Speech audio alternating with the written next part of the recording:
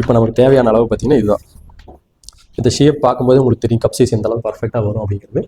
இந்த ஷேப்பை பார்க்கும்போதே உங்களுக்கு தெரியும். ஓகேவா? இப்போ இதை எடுத்து இங்கே வச்சு பார்த்தோம்னா இங்கே பாருங்கள், கரெக்டாக இங்கே வச்சுட்டோன்னா வச்சதுக்கப்புறம் பாருங்கள் தெரியுதா? கரெக்டாக எந்த அளவுக்கு அக்யூரேட்டாக இருக்குன்னு தெரியுதா?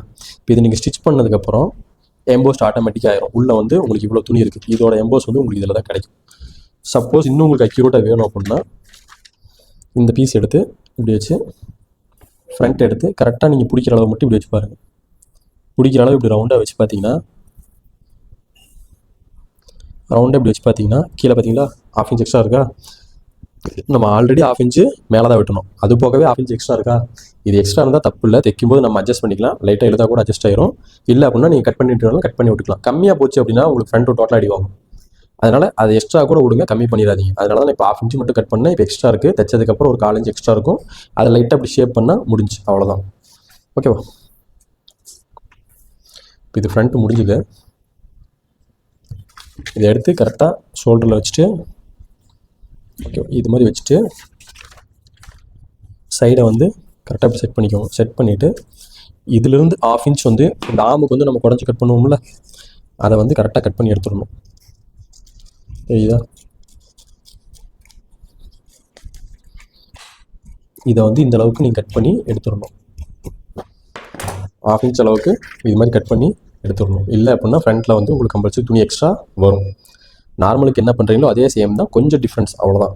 ஓகேவா? இப்போ எல்லாமே ஃப்ரண்ட்டும் ரெடி, பேக்கும் ரெடி. அடுத்து ஸ்லீவ்.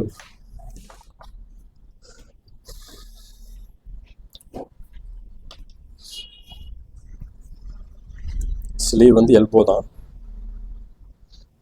இது மாதிரி பீஸ் நாளாக மடித்து போட்டுக்கோங்க. போட்டுட்டு கீழே வந்து 1/2 இன்ச்சில் 2 கோடு போட்டுக்கோங்க. ஸ்லீவோட லென்த் வந்து 10.5, 1/2 இன்ச்சு எக்ஸ்ட்ரா 11. ஓகேங்களா? அந்த 11லேருந்து 4 இன்ச் கீழே ஒரு மார்க். ஏன்னா ஆம் வந்து 18 இருக்கிறதுனால 1 இன்ச் கீழே மார்க்கு. 18 2ஆக பிரித்தா 9.25. அதுலேருந்து 1.5 இன்ச்சு மைனஸ் பண்ணால் 1.5 இன்ச்சு மைனஸ். ஓகேவா? பண்ணிவிட்டு கீழே ரவுண்டும் பார்த்தீங்கன்னா 10.5, 2ஆக பிரித்தா 5 2.5 மார்க் பண்ணியாச்சா? பண்ணிவிட்டு இந்த ரவுண்டை வந்து மார்க் பண்ணிக்கோங்க. பண்ணிவிட்டு இதை ஜாயின் பண்ணிடுங்க. அவ்வளோ. ஸ்லீவ் வந்து எப்பவும் போல தான். நான் இது ஆல்ரெடி நிறைய சொல்லி கொடுத்துட்டேன். அதே மாதிரி இந்த ரவுண்டு போடும்போது கரெக்டாக இந்த ரவுண்டு இப்படியே போடுங்க. இந்த ரவுண்டில் வந்து நிறைய பேர் என்ன தப்பு பண்ணுறீங்கன்னா இது இப்படி கொண்டாந்து இப்படி இறக்குறீங்க.